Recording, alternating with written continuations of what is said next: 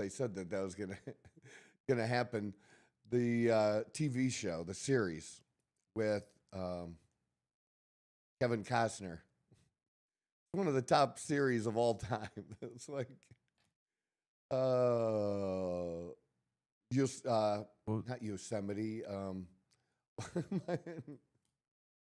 What was Yellowstone? Yellowstone. That is like legit what happens when you're older. And I'm 57. So you know Biden was totally fucking out of it. So Yellowstone. So she didn't start out on Yellowstone in the first few seasons, but maybe about, I don't know, season 4 maybe. Okay. Season 3 she came on. Was it like more of a cameo thing, or was he Well, on she the played show? a country singer on the show. Gotcha. Okay. She didn't play herself exactly, but Yeah, she yeah, did yeah. play a country singer. And she kind of liked one of the other cowboys. That was the whole thing. And I'm just going to say it. She was curvy. She could carry the weight, but she was curvy, right? Okay. And even if you look at other things, you look at other videos of her back time, yeah, she was curvy. Nice curvy. She's lost some weight. And seeing her in person, went from nice looking and cute to, she's flat out hot now. Flat out. Hell yeah. The hair, everything going on. She took herself next level. Now, could she done that being a little, I don't know, maybe. It's always possible, but I think it really works for her. And the outfit she wore was kind of a little bit crazy last night, but that was kind of cool. I did like the outfit that she wore last night. She's stepping up her game, but she's still young. She's like early 30s. So, but we had a great time. Everybody seemed to have a great time there.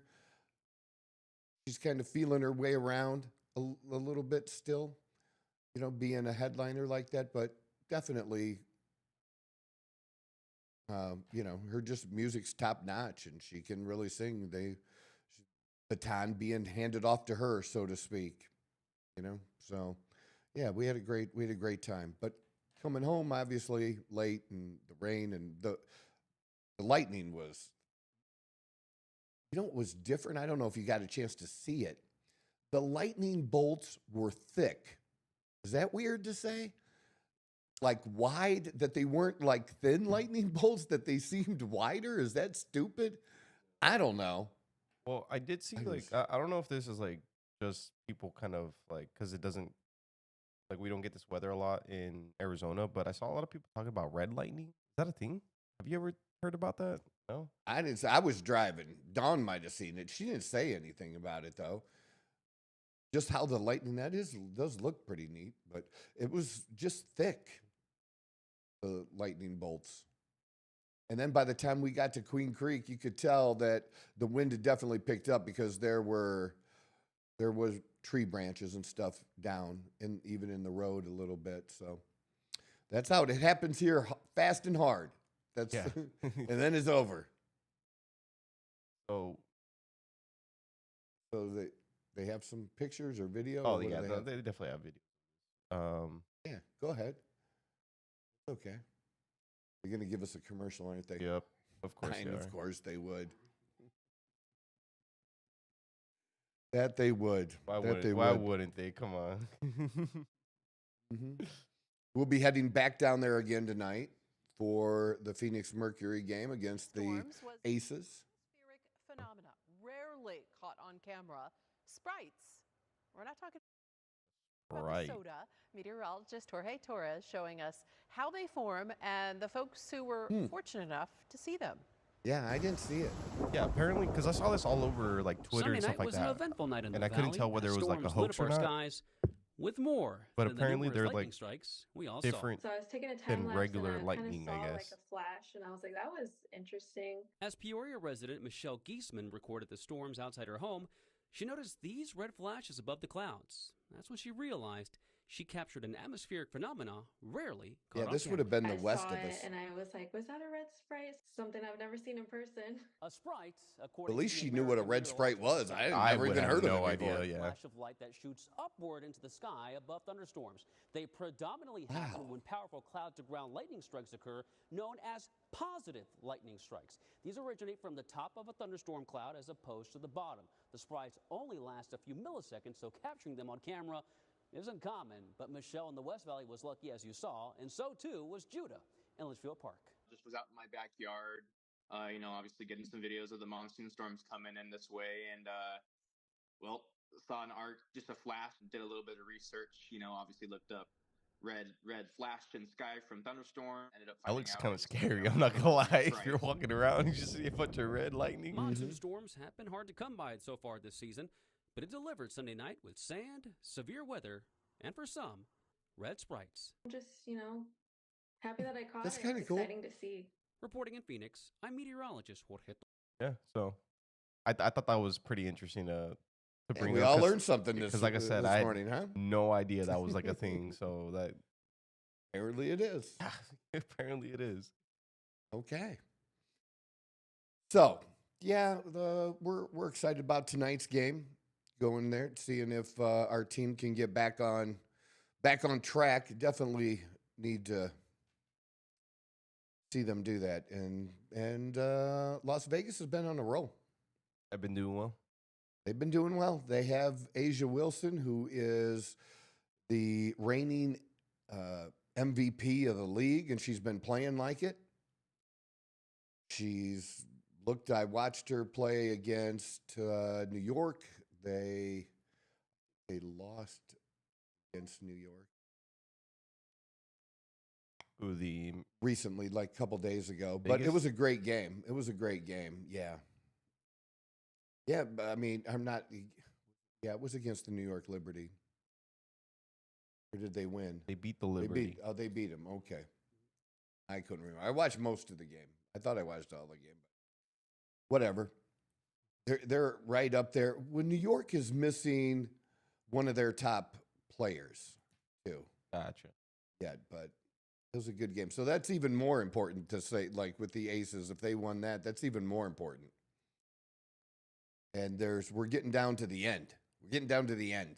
I remember last You know, time you we're were saying that inside there's the only like last 10. We're inside less than the last 10 games. So this is going to determine your seeding for the playoffs. We'll see how that works out tonight. Who did I bet on the other night? I bet on the Dream playing Seattle Storm. The Dream were actually underdogs, and they've been on a 5-game winning streak. And so I asked Chad, like, why is the Dream? They're playing the Storm. Why are they the underdogs? It wasn't by a lot, but it was a little bit, right? And it gave me some answer about, well, that they've had close games in the past, that it was a home game for the Storm, but the Storm were like exactly 500 on their home floor. So I put $100 on the Dream, after they beat our Mercury, because I've seen them how they're playing right now, and yeah, I won. So build my account back up. Yeah.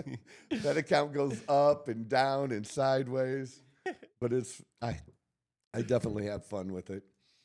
So, but there's just not that. Baseball's been killing me. Yeah. Killing me.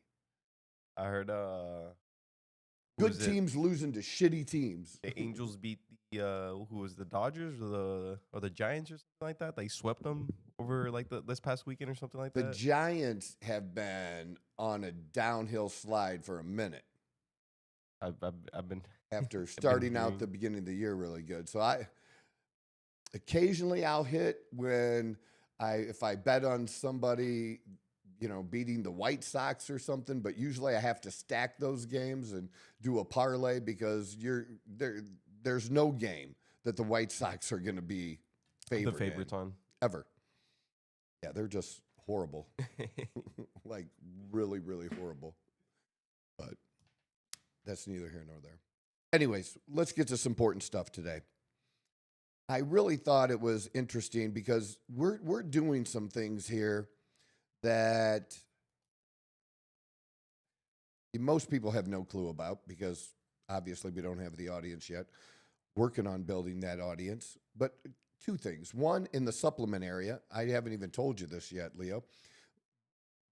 A video of our friend, Dr. Mike Israel, that we might want to do a video reaction. I haven't seen the video yet, but I think he's taking somebody down over the supplement testosterone. And I've talked about that before when we've talked about people promoting this natural supplement to increase your testosterone levels.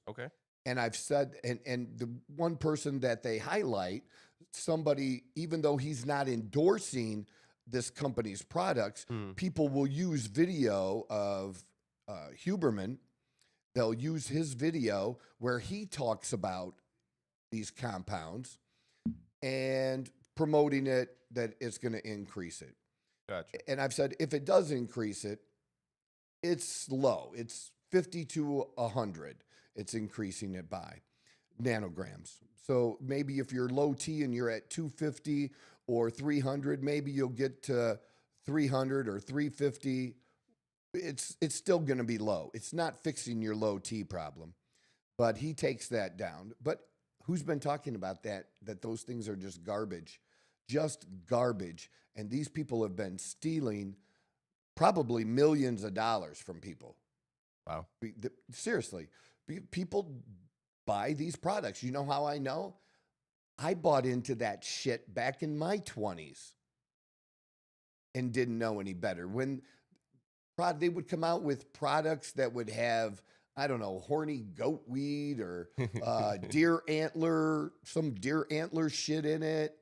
And for a while, about every 5 years, deer antler would become powerful. Some supplement with deer antler in it. It was all garbage, man. Like serious garbage. If you got anything out of it, it was placebo. I didn't get that. You A did. placebo. Bitch, I ain't talking to you. Why is she going off there? I didn't ask for her.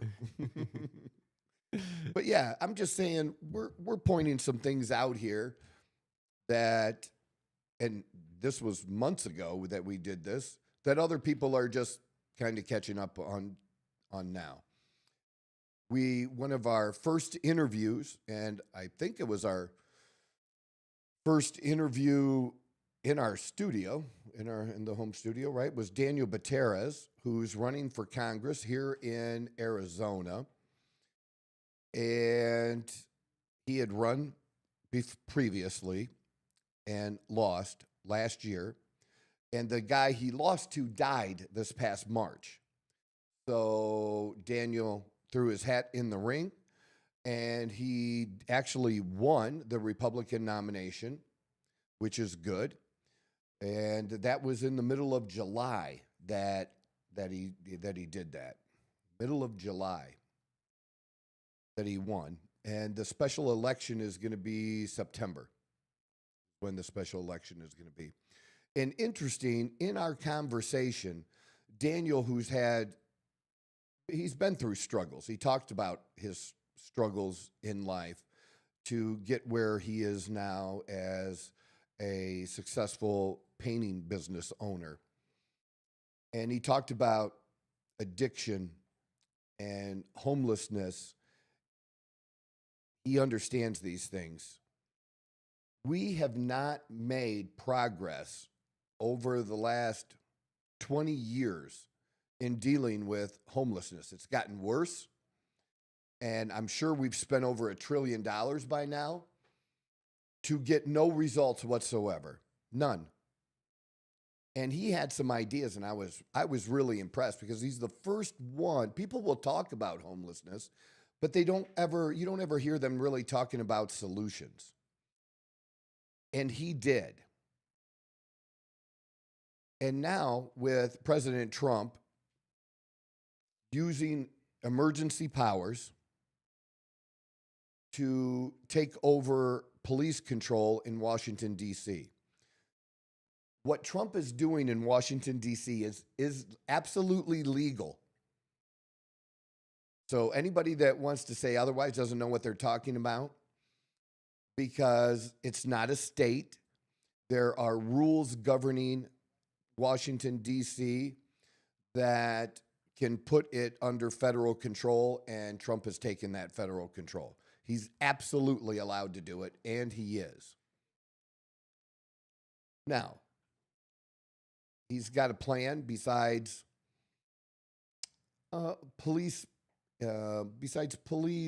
presence, arresting people. In the first few days, dude, they took over 24 guns. In just one night, they took 24 guns away from people who were not allowed to have guns. Now, I'm pro-gun. I'm pro-Second Amendment. And we're always saying, really on both sides, are we not? Doesn't everybody want criminals to not have guns? And isn't the problem that criminals aren't going to obey the law and they're going to have guns anyways? So here the president is actually doing something to literally remove guns and then arrest and charge people who have guns, criminals, with long records, and taking those guns away from them. Shouldn't you be on this? If you're a Democrat, shouldn't you be on the side of doing that? If you're for gun control, he's doing this without any changes in the law. Just like he closed the border by enforcing existing laws.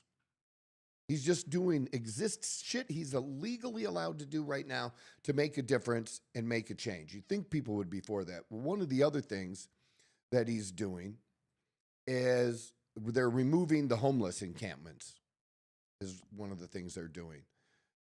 And they're also going to be getting people help. And apparently, Democrats don't want people to get help. They're all up in arms about this. And I understand people having civil rights and you having a right to self-determine, but you don't have a right to just plop your ass anywhere. You just don't. And many of these people have mental illnesses or addictions that need help. We've been spending this money. How about we put the money in the right direction to where it's not just giving them a meal and sending them back out into the cold or hot streets, whatever time of year it is, but actually doing something for them so that they can do something about their addiction, do something about getting help and back on their feet. And obviously, you know, these people might need financial assistance.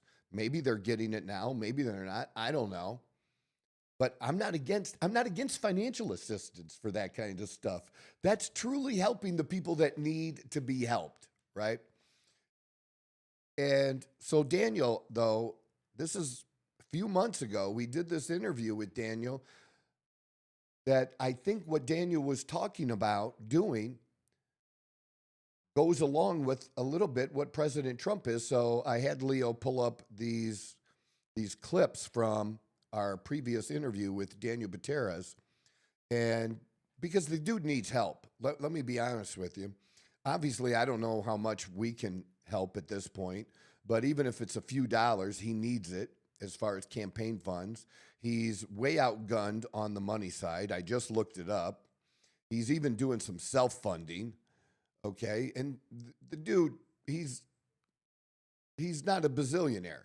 He has a good life as a owner of a painting business and does have some money, but he's not somebody. He's not in the $100 million club. Okay, to be financing this himself, and he is the underdog. But does he have a chance? I think he has a chance because people want change. And because people actually look at ideas, he's got ideas. And he should be promoting these clips. Hey, what President Trump is doing in Washington, D.C. is something that I was talking about when I started into this race again to represent the people of Arizona. I think it's awesome. So he needs a little bit of help. So anybody that can donate to the campaign, first, you know what? Don't do it because I said so. And I'm going to send him, some money. I think I can, send $500 or something, A little bit of help. Yeah, a little bit of help. And I don't donate to campaigns. It's not my thing, but I like his ideas. I like what he stands for, that he actually had a plan. But just listen to what he said and see.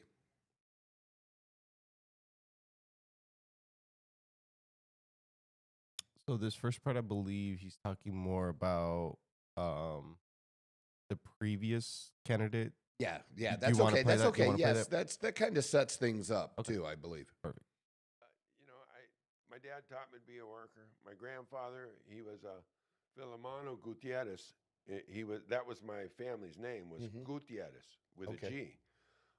And my grandmother Ramona Calderon, they were hard workers. They grew up picking cotton, working in the fields, and they raised my father and his brothers and sisters, and they were hard workers, and they raised their children to be hard workers. And it's kind of dying off from there because everyone's getting more laxed. We feel like we're entitled to stuff, not you or I, but Right. No, there's a generation coming out right now. It's getting bigger and bigger. It's not everybody, but it's getting bigger and bigger of people that believe that they're entitled to what another person has, that they shouldn't have to earn it like they did. They should just be given it to them. And that's kind of why I wanted to step in and run, because someone needs to stop this and this cronyism that we've got jumping off here, because it is. I mean, we got a guy that sat in Washington for 22 years. Yeah, just like I was saying. Yeah, And he got all family and friends in different offices of government, and they all worked together against we the people. And now he's passed away. God rest his soul.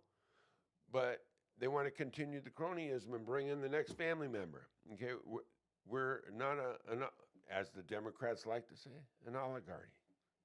yeah, An oligarchy or whatever. right. Yeah, We don't need a king, and we don't need the throne to be passed down to the next generation. It's just not the way it works.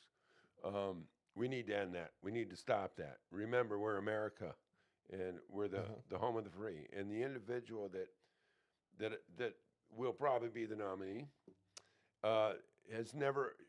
She's right now. She was the Pima County Board of Supervisors. She was the chair. Okay?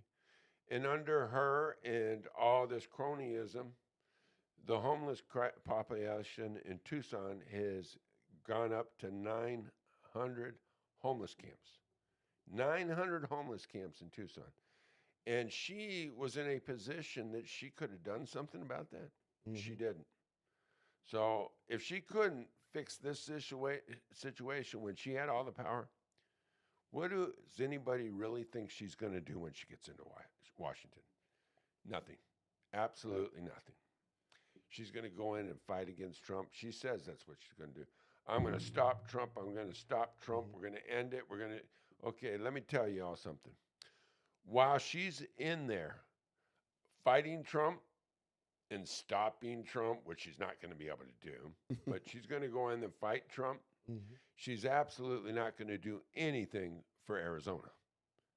And I'm going to basically let everyone know that this is my home.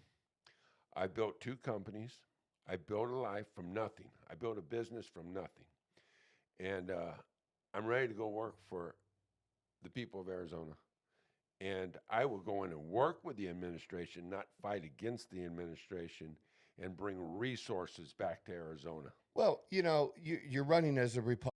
That was the first part. The second clip that I have for you is when we're talking about more about the fentanyl situation going on with the homeless people. Yeah, it all kind of goes together, as people know, and we have made some dramatic improvements on the border, and the amount and the flow of fentanyl and what they've been able to seize has gone up. all good things. But like I said, this kind of leads into that. So we'll listen to this. But he gets to an actual plan. And I haven't really, you know what stuns me about looking at that? Because that was just a few months ago. Yep. And of course, you saw me shaved now. Mm-hmm. And Dawn wasn't happy that I shaved at all. Okay. But she looks great right now. And I just don't, it's almost all white now. When, Oh, when the you goatee? look at my goatee. Here, back then I thought that was very white. No, it's super white now. If you look at me in the past week. And I'm not ready. I don't feel that, well, I can't say that. I do feel that old some days. But I do not want to. Got to get you in I don't want that look of I'm super close to 60. I don't want to look like I'm 60. We I need just to get don't, you on that. man. What is it called? What is it called? The hair dye. Dude, I'm way past that. What is that? I did that back in my 40s. I did Hey, actually you never do know, that. man. It might look a lot better than you think. I don't know.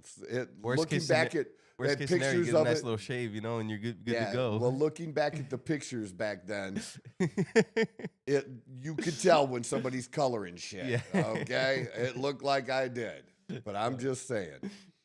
Although that's not bad. That's not a bad. I'll It's be not a terrible look. To be right completely there. honest with you, I feel like it doesn't look as bad as you think.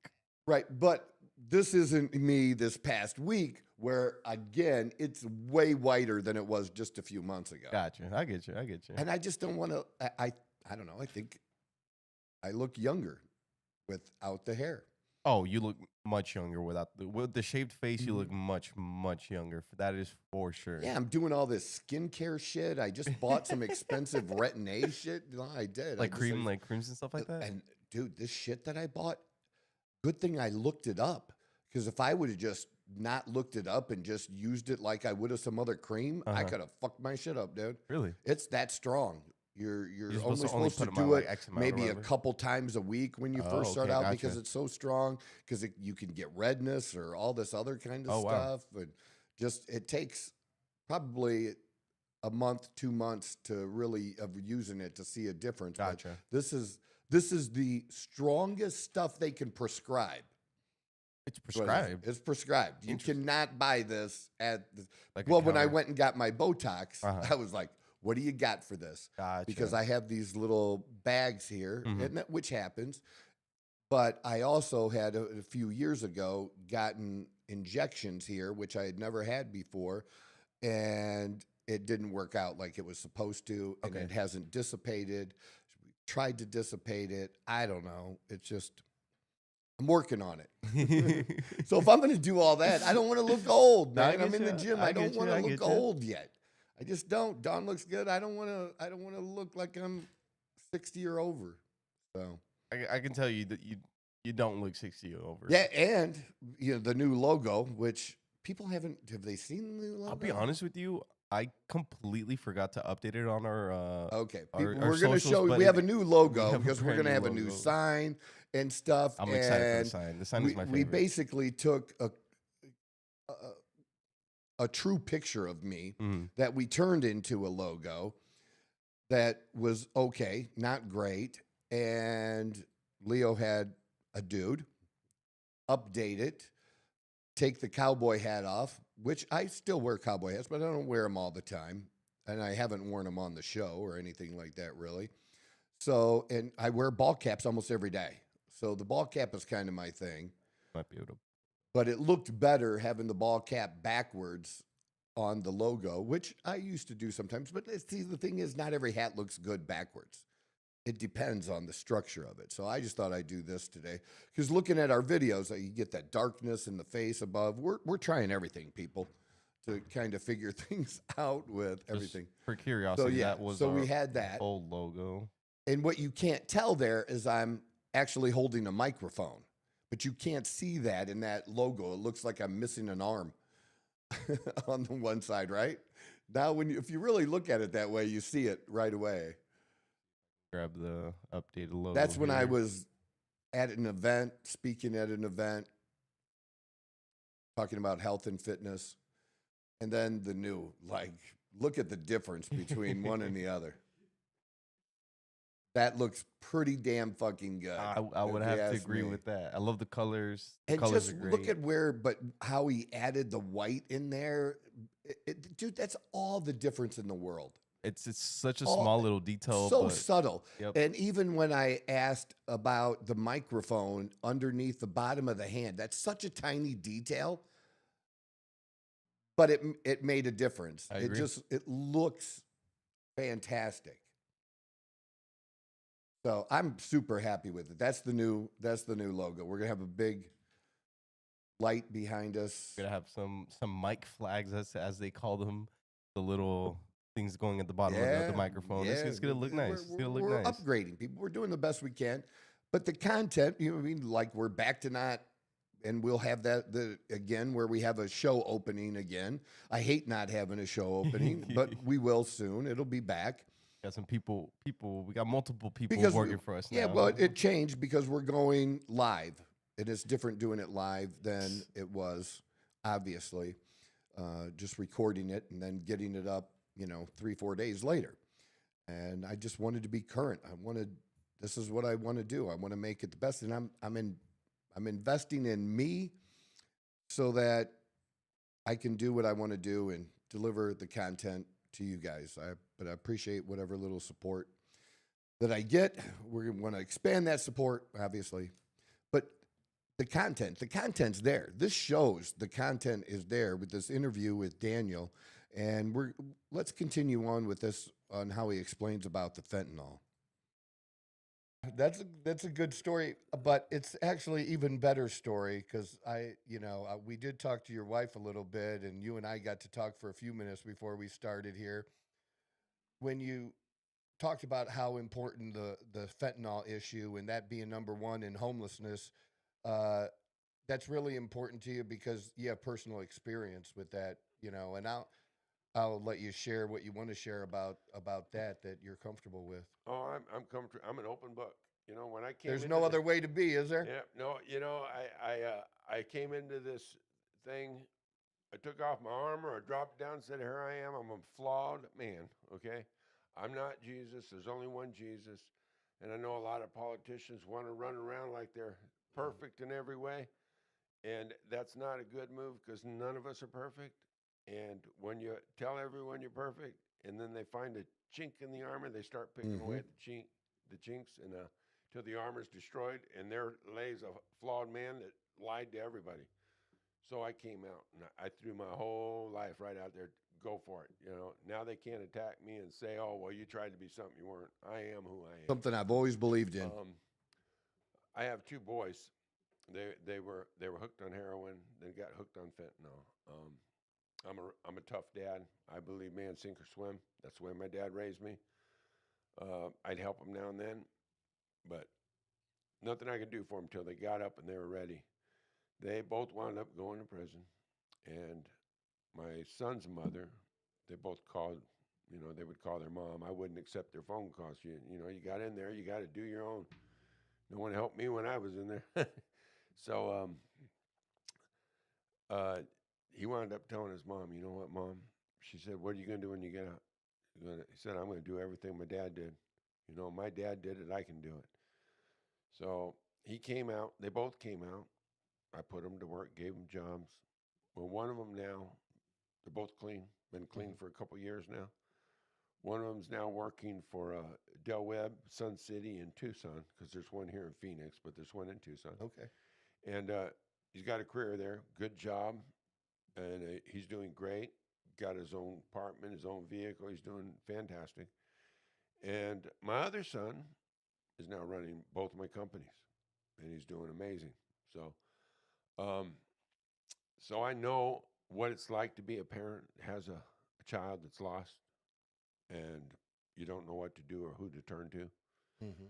Well, I'm running. That's one of the reasons I'm running for Congress, because for every parent out there that has a child that's lost, I'm the answer.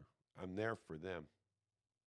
So. Yeah, we definitely, because it's throughout the whole country. I mean,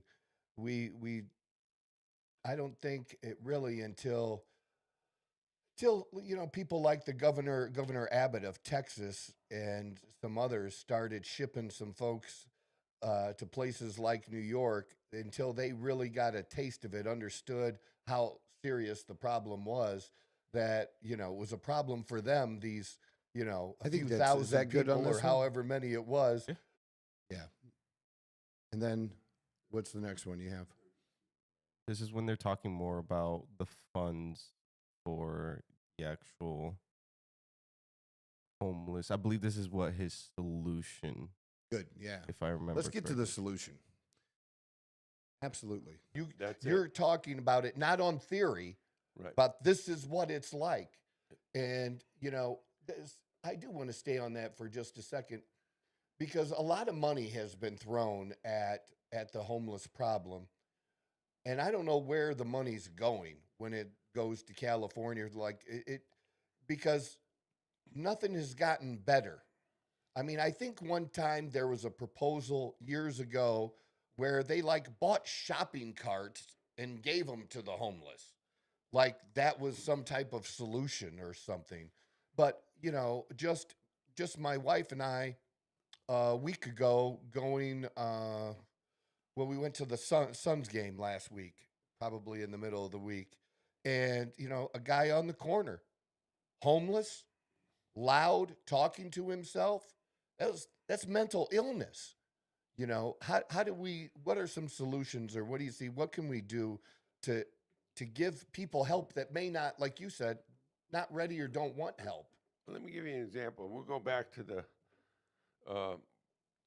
gal that was on the Pima County Board of Supervisors. She was the chair, and now she's running for Congress. Okay.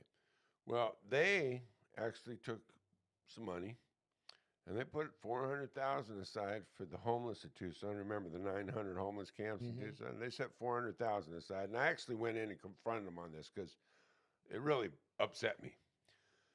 And they gave $20 million for the homeless they were bringing illegally across from other countries. Okay, $400,000 for Americans, and $20 million for criminals. Okay, that's hard to comprehend. Now, my plan to address this, okay, and I've talked to a lot of people. I worked with a lot of different people. First off, I can't do anything. It's a local issue. I can, however, come in with my plan, my ideal, and I can go to Washington and lay my ideal out to Washington and get the other congressmen to get involved, and they will get involved because it's a problem everywhere. Everywhere. And they will have an opportunity to work with a man that actually has a plan. Now, we got people like Regina Romero in Tucson, okay? She doesn't care about the homeless. They're just moving them around, trying to make this neighborhood look good, and then they go over and move them this way, and they come back here. I mean, they're just wasting their money moving people around. She has no idea how to deal with this. I don't even think she cares to deal with this.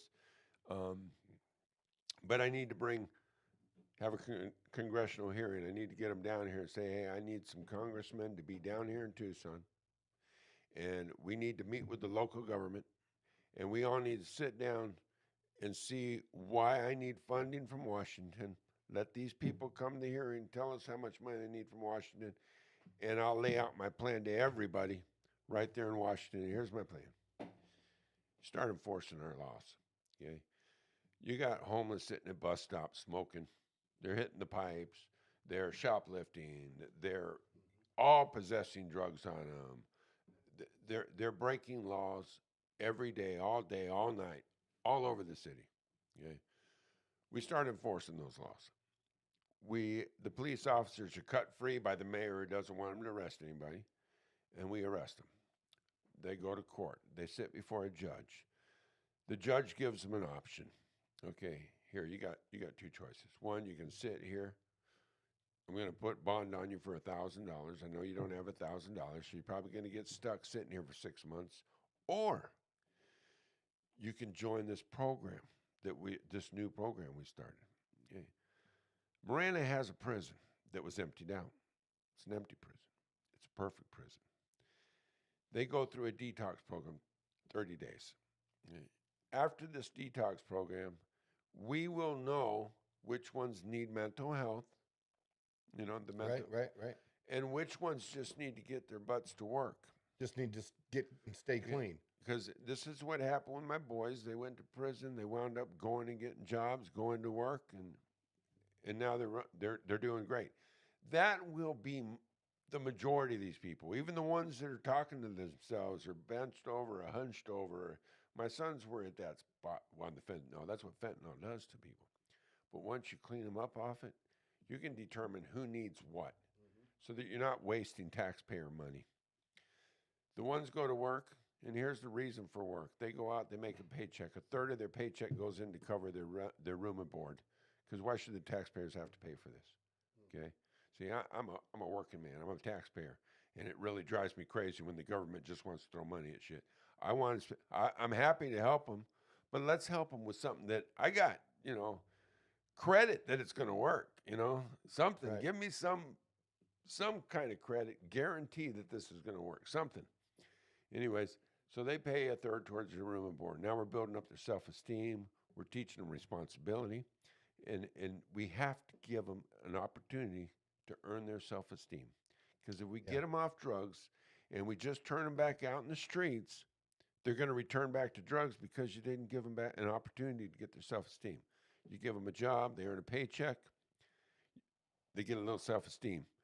They pay their room and board. They're pissed off about it, but they'll get over it. They're still paying your debt, paying your bills. Right. Is a self-esteem builder. Yes, it is. Okay? Of course. Yes, And I then totally agree. When they got enough money saved up and they're ready to go out to the real world, they get to leave.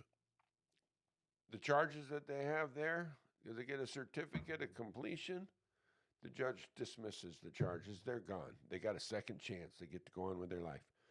Now, how you make this work, and this is where a lot of people have a problem, that people have a hard time enforcing things now. I've been a boss since I was 21. I've been running crews. And let me tell you how you make sure all your men don't go sideways on you. The first one that steps out of line, you send them home, fire them, whatever you got to do, and all the others step in line. Okay, so with this program, the first one, it says in the morning, I don't feel like going to work today, or gets mouthy with the cop, or whatever he does that's outside the rules. You don't give him a warning. You put the handcuffs on him, you take him back to jail, and you bring someone back to his place. Guess what? That'll be the last person that says, I don't want to go to work in the morning. Okay, that's the way that is. It's tough love, and tough love works. There's no other. That's pretty good there. I think people get the point. But you may not know that much about President Trump's plan. Because how many people are talking about President Trump's plan and what's going on in Washington, D.C. right now? What you do have is a lot of people with a lot of rhetoric saying that this is what a dictator does, arrest people, da-da-da-da. Oh, my God, I'm so over this bullshit. When I keep saying there needs to be a way, right? We need to be able to come together on these things where we can come together. Why not say, yeah, great, I'm all about it. Here's a president that wants to do something about homelessness. Get involved. Get involved. Fuck what party you're from. Get involved in the solution. Be part of that. So this is what I had.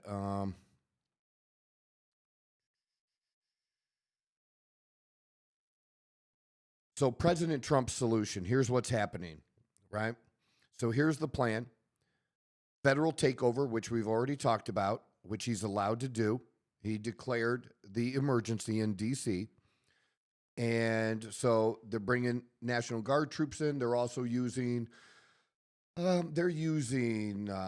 DHS. They're using from people all across, federal officers from all across the government is what they're also doing. But again, this isn't getting a lot of play here in what they're trying to do as far as the homelessness. Other than, oh my God, they're going to arrest these homeless people. But they want to get rid of the homeless camps.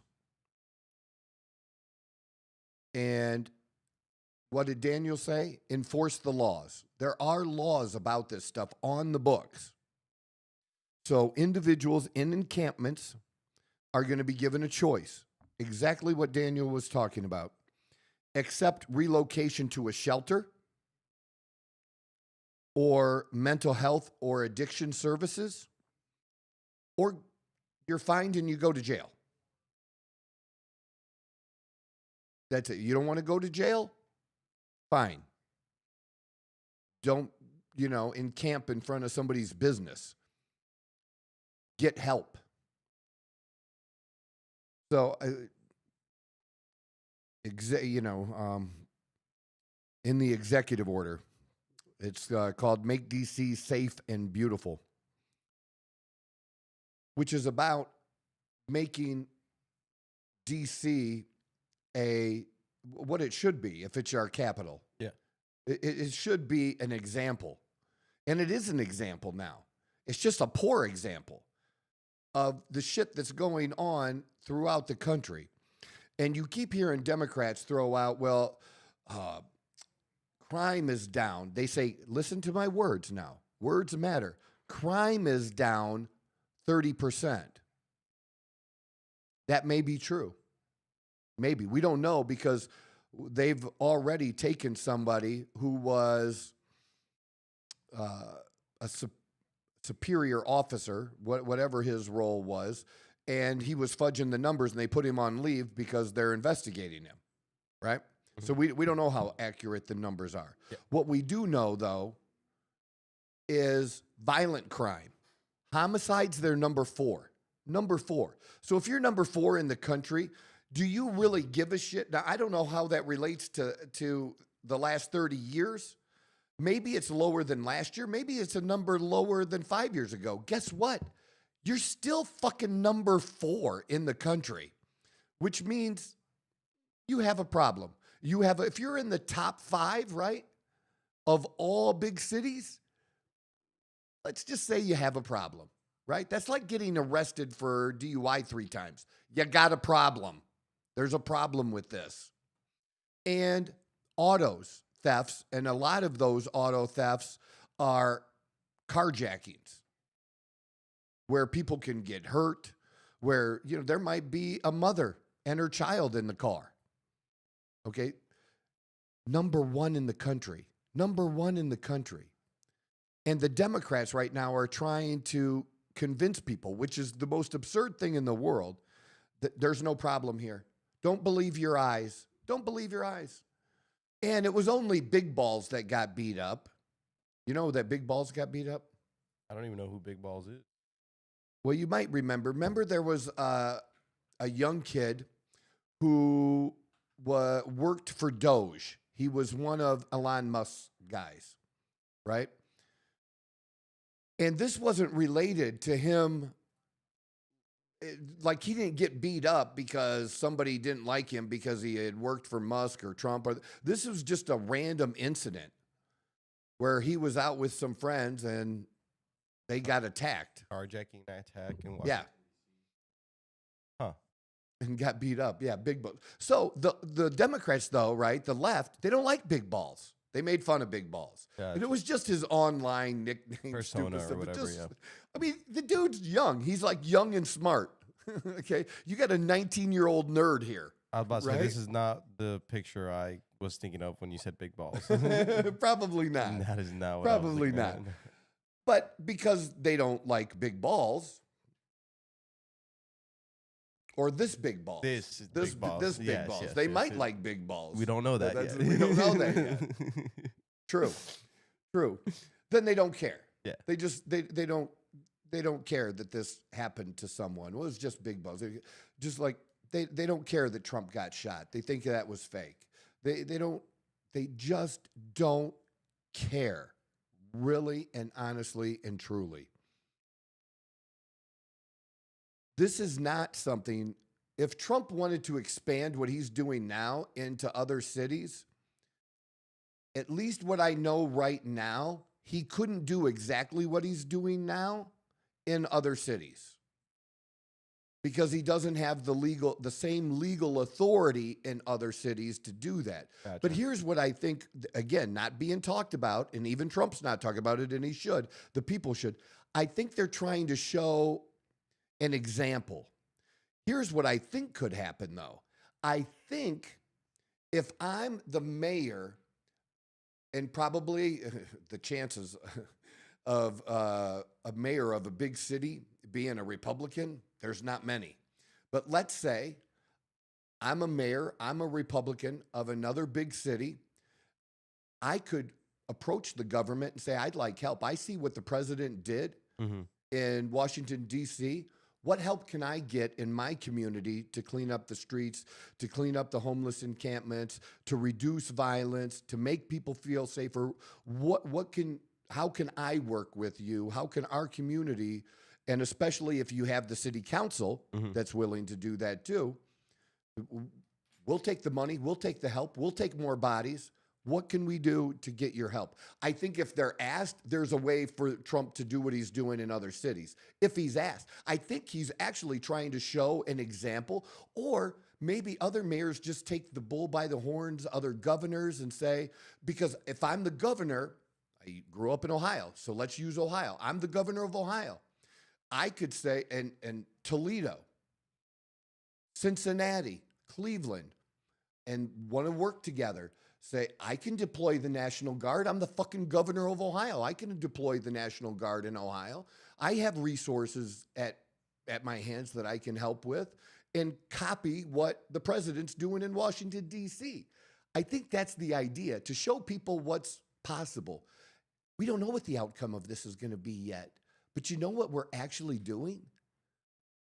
Trying something different. And along the way, see what works, do more of that. See what doesn't work, stop doing that.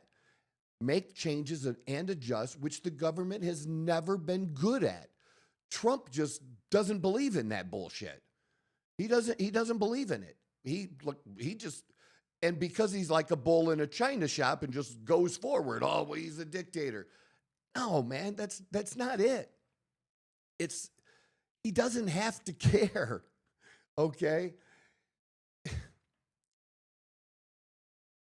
If he wanted to, couldn't, and especially in his second term now, the dude doesn't have to do any of this shit. He could have gotten elected the second time and just decided to be like every other president, Republican or Democrat, just go along to get along. I just want to be president. I want to be liked. Let's spend money, do you get what I'm trying to say? Yeah. He could do that. So I have a question. Is he doing this because of DC primarily, or because there's a homeless problem in the United States? Or is it specific? But is it more because of definitely DC? Yeah, he's more worried about DC itself. Well, he's worried about the rest of the country, but this is the example that he can give, and he wants this. He wants us to be a beacon of the world. All right, and he loves bringing in leaders from all these different countries coming in, right? All the time. When's the last time you've seen this many leaders of other countries come here and sit next to him in the White House? You don't, in his first 6 months, right? He's had more people than almost any president does in their whole 4 years.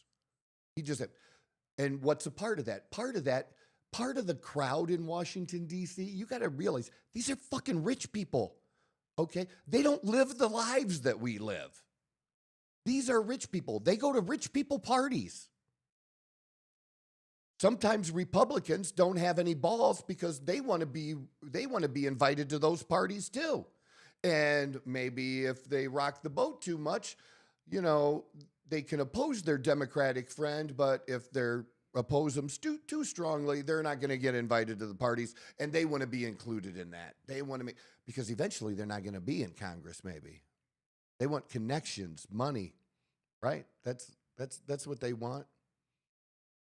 But I think Trump sees the big picture too, of like that ballroom. You might think people might think ballroom. What do they need a ballroom? Well, first of all, no taxpayer money's being used.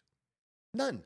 No taxpayer money is being used to add this ballroom onto the White House. But what is it for? It's for big parties. Do you know what happens after if you're a businessman and you take a client golfing? You might talk a little business on the golf course, but you're going to try to enjoy the round of golf with them. That's what you're going to try to do. But when you get to the 19th hole, do you know what the 19th hole is? You have 18 holes of golf. The 19th hole is the clubhouse, where you have a beer afterwards, where you sit down. All right, we had a nice day. What can we do here? I got this project. I'm trying to do this. What can your company do for me to make this happen? What's it going to cost me? They're going to talk business, man. Is it? You know what I mean? It's part of the whole thing. No, I totally get that, but I don't know if it's just me being the person I am, but like why not just skip over all that and just go straight to business? Especially at that high level, especially if you're in that high power and stuff like that. Like, why are we doing all this because fondling of let's just move on to the business? I will tell you. Like, I get the psychology behind right. it. You're not wrong in thinking that. But the reason you do that is because Trump understands. No, I get that. Not just soften him up. It's a show, dude. It's a show. Trump knows, but he's not doing it just for show. Do you understand? Like, he has a real purpose. But it is. It's not just for show. Let's be honest, it is. No, he actually trying to get stuff done. Some people do stuff just for show, like when I pointed out, Alex Padilla and his little demonstration with Pam Bondi, or no, wasn't it? It wasn't Pam Bondi. It was Kristi Noem when he interrupted her press conference. That was just for show. When you're trying to push past security to get into a detention center, that's just for show. Trump, you don't have to believe me, but it's both. He has a real agenda and really cares and wants to get things done, but he understands that you do have to make a presentation. You do have to win people over.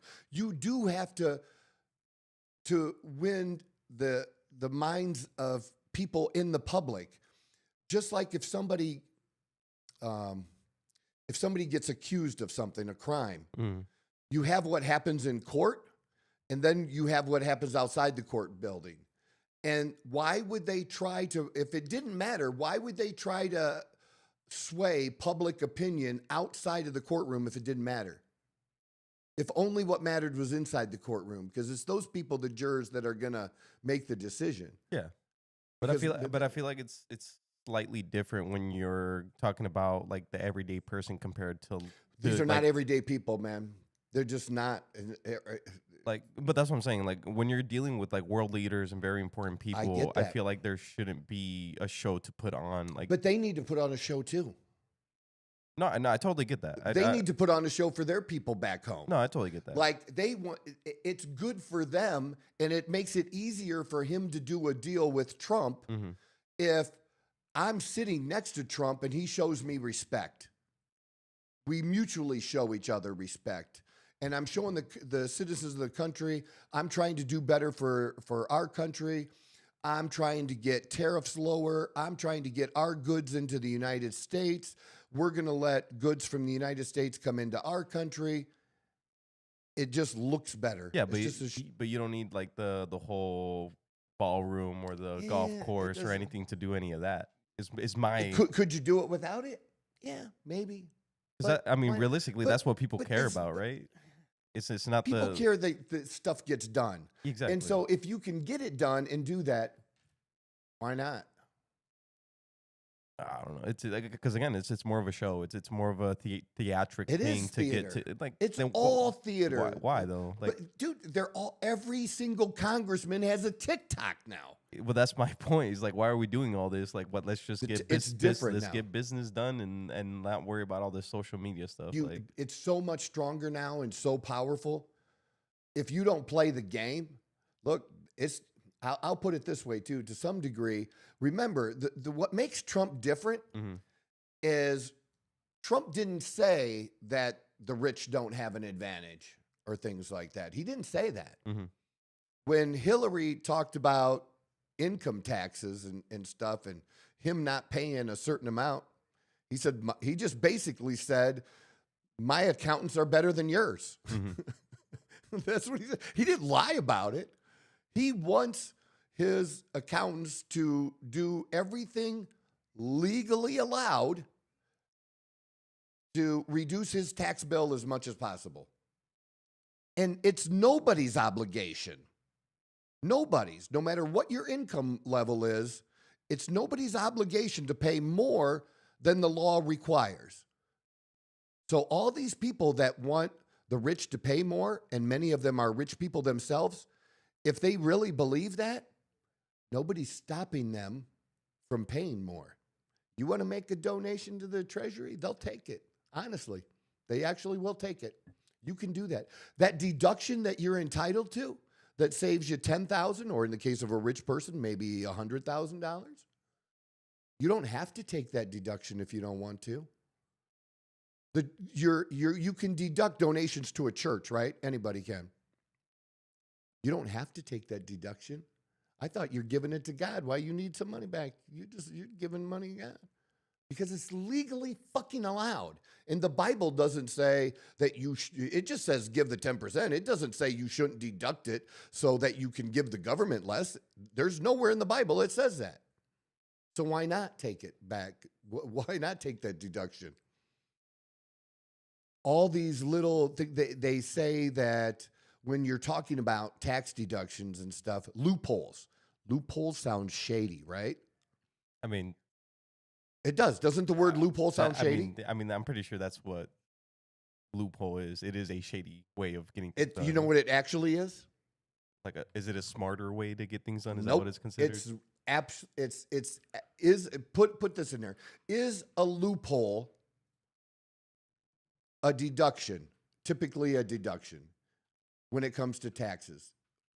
Is a loophole typically a deduction when it comes to taxes? And we're not. Are you on chat? You're still in Google. I got to get you converted over, brother. They have like a AI implemented in it. What does it say? Move over to chat real quick.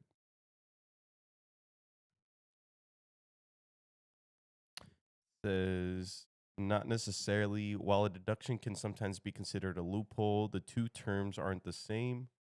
Tax deduction is a specific legal provision in tax laws that lets you reduce taxable income, mortgage interest deduction, charitable contributions. It's openly intended by lawmakers. A tax loophole is an unintended or unusual way of reducing taxes, often by exploiting gaps. I can't. But look at what it says underneath, which basically I disagree with chat. But it says it's still legal, but not necessarily what lawmakers were aiming for. But that happens all the time. See, but the definition of a loophole is like, yeah, but to take advantage of it, they have to write it down on the tax return, and it will be a deduction on the tax return. Yeah. Okay. So there was a millionaire tax during Clinton. Mm-hmm. He decided to have this tax on luxury goods. I think it was stuff over $100,000. So if you were going to buy a car over $100,000, mm-hmm. if you were going to buy a boat over $100,000, you had to pay this additional 10% tax, right? Okay. Because let's go after the rich. Almost completely wiped out the boating industry, because rich people, instead of buying a new boat, they bought a used boat. You can buy used luxury boats. And do you know who got hurt? The guy that was making 50, 70 grand a year manufacturing the motherfucking boats. That's the guy that got hurt. They didn't intend for that to happen, mm-hmm. but that's what happened. Yeah. That's what happens when they make these rules. It doesn't always work out like they think. Raising taxes, you think, well, if you raise the taxes, you're going to take more money. Well, then why does the opposite almost always happen? Why is it if we lower a tax, it creates more inflow into the Treasury? Here's why. Activity. There's more activity. And when do you pay taxes? Like on a stock, because you're in the banking business, you know? Okay. If you buy a stock, you're not going to pay any capital gains on that stock or write off any losses on that stock until you sell. The only thing that might be taxed is if that company pays a dividend. You'll pay tax on the dividend, but a lot of small companies aren't Almost paying never, dividends, right? So you're not paying tax. So what a rich person will do, okay, if you raise the capital gains tax, well, then they might not sell this stock that they normally would. Instead, they'll come to the bank and use it as collateral and borrow money. They'll borrow it. Why not? They're going to work around it with whatever the laws are. And that's all Trump was saying, is that I just do what the rules are. I didn't make the rules. And are the rules rigged? And what he pointed out is to Hillary, that was dead on. You guys are the people that rigged the game. You rigged the game. I'm just using the rules that you rigged the game by. That's why he contributed to the Clintons before years ago. I don't know if he was more of I think he was more of a Democrat on the social side, for most of his life. It's only more recently he gave his story about why he's pro-life now, what changed his mind. But he was more of a middle guy. He was leaned more Democrat. That's how he contributed. He probably contributed. If you're a businessman like he is, you know who you're going to contribute to? Whoever is in fucking power. That's who you're going to contribute to. That's the game, right? I'm not saying the game is right. He's not saying the game is right. But these are the rules of the game. Play by the game. You can bitch about it. And that's where I'm wrong. You're not wrong in your analysis to say, well, why do we have to? You don't have to do that. But that's the game. If you want to play the game, you got to get in. If you want to you can't make changes unless you get involved. And again, he didn't have to do any of this shit. He could have just lived out his life as a billionaire and lived pretty good. Maybe it wouldn't be, his net worth wouldn't be 5 or 6 billion. It'd only be 2. I don't know that really changes things that much. Honestly. I feel like at his level, it probably does. Because to an average person, like 1 to 2, like if you're getting 1 or 3 billion, there's not that big of a difference from like an everyday standpoint. But I'm sure at that level of wealth and power, from 3 to 5 can play a big difference. What can you do at 3 to 5 billion that you can't do at 1 to 2? I'm an everyday person, right, so I really don't know. No, but I'm assuming I'm at the bottom of the 1%. The bottom of the 1%. All right. Well, let's I eat as good as it's not going to change what he eats, where he eats. Yeah, but it's not going to change where he lives, what clubs he belongs to, what vacations he takes. What is it really going to change in his life other than just? I mean, you just have more dispensable money. You have more money, more to do. You only can, but between 1 billion and 4 billion, how many more cars can you have? You can have more. But at that point, I don't think it's cars. At that point, it's like you're talking about businesses that are multi-million businesses or multi-billion businesses. So if you have 5, you can throw quote unquote throw away a billion and do something with. You know what I'm trying to say? That's not a bad point. But that just means that why would you ever want a billionaire to stop? There are people that want people to be capped at $1 billion. That you can't have more wealth than $1 billion. That if I couldn't have more than $1 billion net worth, I would just stop. If I wasn't allowed to, why would I try to grow things and add more and provide services? Because again, to get there, you have to provide a good or a service, something that people want, or you have to solve somebody's problem. You got to, that's the key to being an entrepreneur is one thing. What problem can you solve for somebody? And it can be as stupid. People make money and become really rich on the dumbest things. It could be the way something is packaged. Because we send so many packages. And people are like, oh, this is a way better way to package it. It's safer. If I do package it this way, it's not going to break, or I'm going to get less breaks in it, and then I'm going to have less people messaging us and our support team about, hey, this broke. Saves money. This is you're solving somebody's problem. I'm just saying, you got to solve somebody's problem. That's how people become wealthy. Do we really want smart, wealthy people to stop solving problems? Because that's what Elon Musk is doing. I don't want that dude to stop. And I don't care if he becomes a trillionaire. I really, honestly don't give a fuck. What difference is it if one guy makes that happen, or five guys do what this one guy is doing to do the exact same thing? Well, there's a lot more accountability. When you have only one person doing something, there's a lot more likelihood of more shady things going down. Okay, you want my answer to that? He has a board. For sure, but your board can get rid of you, dude. For sure. If it's a public company, you can found and be the founder and CEO of a company and lose your company. Yeah. Be the guy that started it from scratch and get kicked out. It happens. For sure. So I'm just saying, I feel like there's not no accountability. But I feel like it's a lot easier, especially at that point, like we're talking about when you're in the billions. Right, but I'm just saying there's 5 different people, and one has $100 billion business, one 300, one 200, that they're each doing one of the things that Musk is doing. He's able to do this. He's able to grow this. He's solving people's problems, making other people wealthy. You don't have to work for him.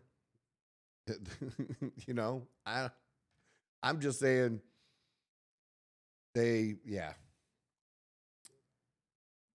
how did we get off homelessness? I'm not quite sure, I'll be honest with you. We were talking about Trump. That's what it was. We were talking about Trump. I just believe he really cares. He does actually care. I know some people don't want to believe that, but I absolutely believes he cares, because he had a choice of not doing this at all, and of doing this and doing it like everybody else has done it. He could give away shit, right? He could change it and just give away shit. I mean, if Trump wanted to, Trump could do the same thing as Biden. He could say, you know what? I was wrong. And, now this is my second term. I understand a little bit better. And we really should take this burden off of our young people that, even though they took on this debt and they're responsible for paying that debt back, we're going to wipe the student loan debt off. He could do things like that, just like other people tried to do. And then what would the left do? What would the Democrats do if he did that? Are they going to oppose paying student loans off then? Because they literally oppose everything.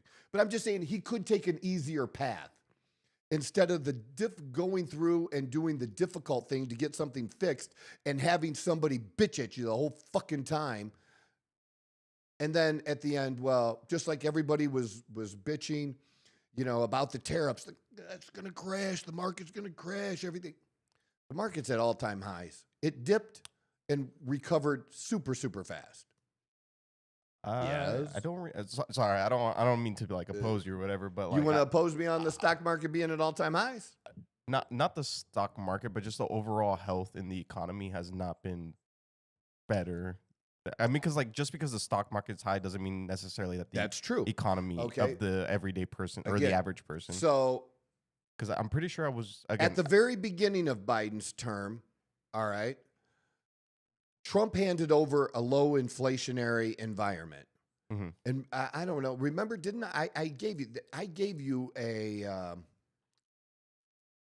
a chart that Democrats posted on their own website. And are on their own account on X, and then took off, and it showed inflation. And they tried to show Trump's inflation, these first 6 months, but they went back like 5 years. And what it showed is this straight spike up, this level off, and then this little dip, and now it's been flat to just a slight increase. So inflation is, people say, well, prices haven't come down. No, they haven't come down.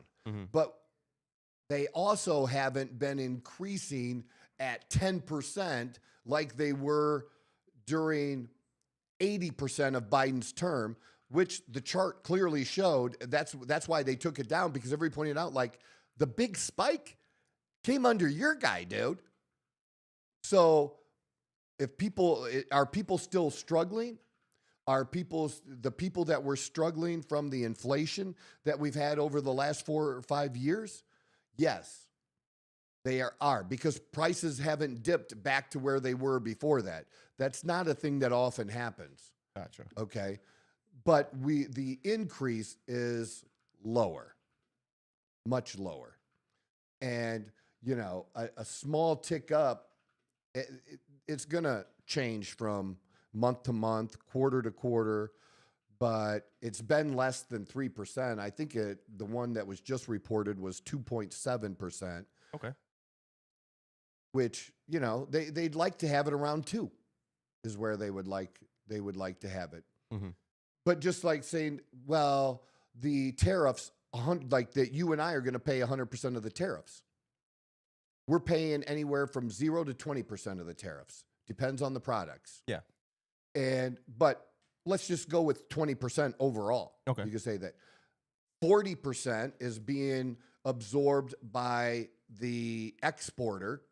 40% is being absorbed by the importer, and they're passing a small amount along to us. They are not, because they still have to be competitive. So they cannot always pass 100% along of the increase. And how do I know that? I'm a business person. I do that myself. I get products that I pay for. I absorbed a whole increase last year in my costs. Took it all. I didn't pass any of it. We just had a second increase, and I passed part of it on to my customers, my clients, and they understood. Because, it's not unusual that they see everything else going up around them, that what we're doing when we talk about supplements has gone up some too. But I still, like, I didn't increase, and what I did increase it by, how about this? I increased it by a small amount to help cover the actual cost. I did not increase it to put extra money in my pocket. Gotcha. Which wouldn't now be a good time to do that? I could have done that and say, well, I made the increase bigger than what I actually needed and pocketed more money. But I didn't do that. I'm trying to do good business, still be competitive, provide value, and that's the key. Do people think whatever your product or service is it worth it? That's value.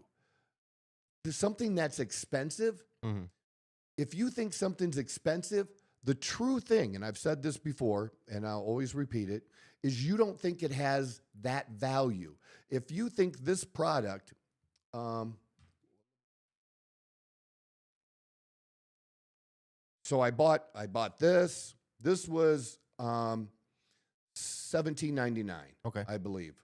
And what this is this is going to hold the microphones that we have. Like, if any of you have seen me do the podcast from like Mexico, using what Leo had bought, this DJI microphone little set. I hook it to my phone, and it makes it sound better. It makes it sound way, way better than me just being in a room or being in my kitchen and not having a microphone on me. Just my phone's 3 feet away from me and recording it. It doesn't sound as good or as professional as what this microphone system is. And this isn't a cheap one. You can buy some, and we have spent money. I bought those little ones, remember, for like $20, and they were garbage. They didn't really work, right? That's too. Something's, even if it's cheap, if it's not good, then it doesn't matter. Yeah. This is more like the set that you gave me. It was right around $300, give or take, right? So anyways, so I bought this so that if I want to be out doing interviews with somebody, I can get clearer. It's going to be clear them listening with the outside noise. It's going to come through better. Or I think the look and also for sound, instead of having this microphone, I'm going to have this one right next to me when I'm in Mexico, sitting out on the balcony doing the podcast. Hell yeah. It's going to have a better look, professional, and better sound. $17. I think it's worth it because it's just a holder. Yeah. That's all it is it's a holder. That's all it does. So it's not going to affect the quality. It's just giving an aesthetic look. And for $17, it gives me more than $17 in value for the look, right? Because you liked it when I first showed you this. I agree. Okay. Yeah. And I think this one wasn't over 40 and might have been 20. This wasn't expensive. And this is like metal. 25. Might have been 25, 29. Yeah. I don't remember. I'd have to look on my Amazon account.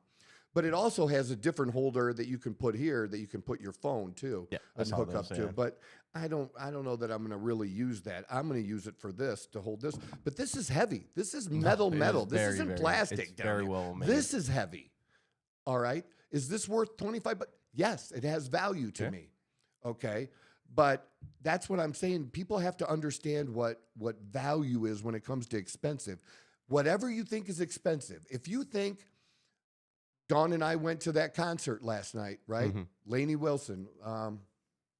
Honestly, I don't know what I paid for the tickets. I don't. I was about to say we can throw a number. But let's say I paid $200 a piece for them.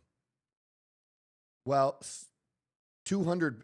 I thought seeing her in person was worth $200 a seat for the seat I had. Yeah. I thought the seat was worth that and was willing to give up my money for that entertainment for that period of time. Now, somebody else might think $400, almost $500 with the fees and to see Lainey Wilson. I'll just stay home. I'll listen to her album. Then it didn't have value for you. Maybe they don't like country music as much as I do. But apparently she provided enough value to people that she sold out the place, right? Yeah. The other people the other two people, we didn't see the one person at all that opened up. So, somebody Butts, whatever, a chick with her last name of Butts, right? And then, I don't know who she was. And then this dude, Ernest, and he's a songwriter too. He was okay. But I don't know if I'd have paid $20, $30 to see Ernest at a local bar that holds 1,000 people. You know what I'm kind of mean? I get you. I mean, it was all right as an opening act kind of thing. But on his own, how much would I be willing to pay for him? Yeah. It wouldn't be very much. No. The value was in her. And again, some people might not see the value of that at all. Just like a resale of a Taylor Swift ticket might be $1,000. And I can't imagine somebody paying $1,000 because it doesn't provide the value to you. Whatever you're looking to get out of it or feel or say that you were there, you got to experience. To some people, obviously if they were willing to part with the money, it was of value to them. Yeah, I told you that. That's how it always works. That's what people have to understand. Does it provide value? But I think what Trump is doing here and what we showed earlier with Daniel Gutierrez is a real plan to help get people off the streets and get them help. And that's what the plan is to get them to some type of addiction help, evaluate them for some type of mental health, or maybe they just need to get their life together. That they experience some tragedies and they just need a little bit of help. And that's why I like Daniel's plan where to get somebody a job or work program, and maybe if it's a government work program, put people to work. I'm for the government doing that kind of stuff. I'm actually for that. But also them paying some of the money back by giving back, because if you get housing, a lot of time the housing is based on what your income is, right? If you're in the poverty level, that some people might, maybe the housing is $1,200 a month and you pay $400 and the government covers the other $800, right? Okay. And people have different amounts. Same thing. But when you do that, or at least when you do this and they have a job, okay, the job that he was talking about, put them to work, is they're going to have some skin in the game. And there's going to be an easier transition than them not paying anything. They're paying something. So now they have some drive. I'm making something. I at least have a place to sleep now, and that's safe. I'm not going to be attacked. I don't have to worry about that. And I can establish myself, and maybe I can get a raise or go on to a better job in 6 months to a year. And you can make that transition. Maybe you could say, I want to live in a better place. I'm making more money. I don't need the government's help. That's the goal. The government, the Republicans want to help people, but they also want to eventually get people off of that assistance. Democrats, for decades, the goal has been to get people on assistance and keep them there. Yeah. They don't absolutely. Yeah. Because they have more control. You know, they could say, I'm here for you. I'm here for you. I'm giving you scraps, but, you know, I'm here fighting for you. I think this is a good thing with what we're doing with the homeless here, because, again, what has been happening, it hasn't been working. Let's try something to work. That's the bottom line here. And I think Daniel had a great idea. Yeah.